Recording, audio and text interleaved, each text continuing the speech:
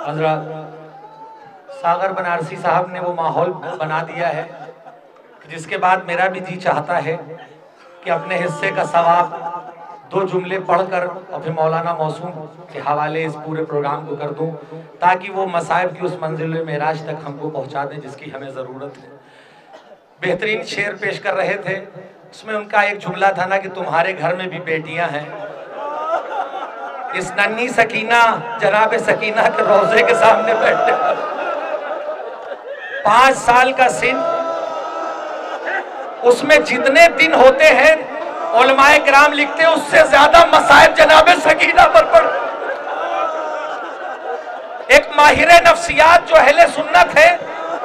वो अपनी किताब में लिखते हैं, मैं सोचता था कि शिया हजरात जनाब सकीना पर रोते क्यों है, तो वो कहते हैं कि मैंने चाहा कि जनाब सकीना पर सबसे ज्यादा जो बड़ा जुल्म हुआ है वो ये हुआ है कि उनको एक बंद कमरे में रखा गया,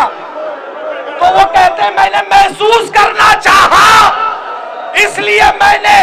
अपनी एक पोती को बंद कमरे में 20 मिनट रखा, दरवाजा खोला, मेरी बच्ची